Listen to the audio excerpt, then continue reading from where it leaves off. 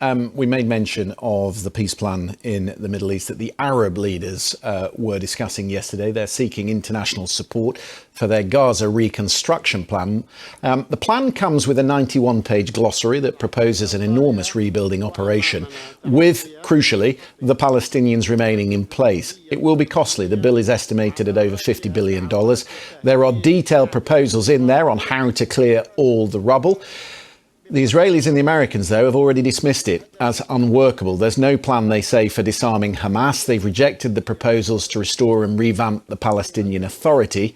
The more immediate issue, of course, is where we go from here in terms of the ceasefire. Israel's still withholding all humanitarian aid for Gaza, and it's now resisting, it seems, the terms agreed for phase 2 of the agreement. So let's bring in Yolande Nell, who is in Jerusalem. Good to see you, Yolande.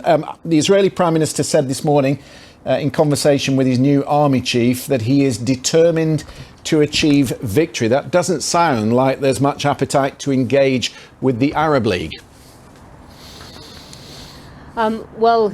So far what we've had from Israel in terms of a response to that unified Arab statement about a Gaza reconstruction plan, it's saying that this is rooted in outdated perspectives, that it ignores the realities on the ground, and Israel has been standing by President Trump's alternative plan, which envisages the 2 million residents of Gaza being moved away and a sort of beach destination being created there instead.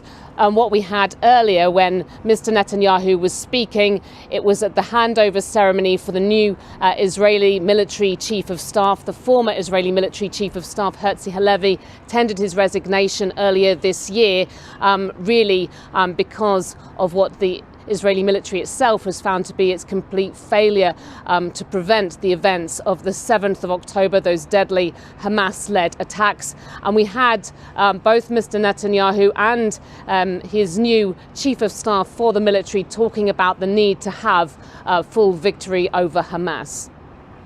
Obviously, at the root of all this is how to disarm Hamas and what sort of authority and security to put in place, Yolande. There was discussion yesterday of this plan to send international peacekeepers under the UN umbrella. Who would provide those troops, and what sort of access would they be given in Gaza?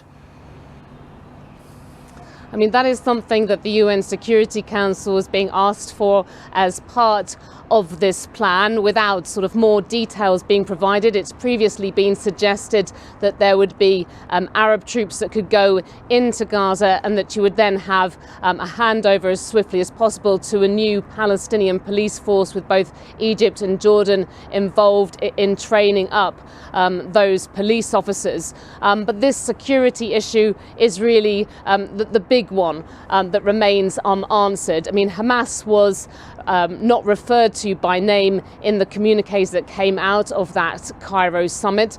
Hamas, though, has welcomed the final statements that came out from this meeting of the Arab League. It has shown a willingness to cede power. The idea as part of this plan would be that you would have a temporary takeover of Gaza by a committee of independent experts that could oversee the reconstruction, the distribution of humanitarian aid, but ultimately there would be a takeover by a reformed Palestinian Authority. Now, importantly here as well, Israel has ruled out any future role for the Palestinian Authority, which of course at the moment governs parts of the occupied West Bank.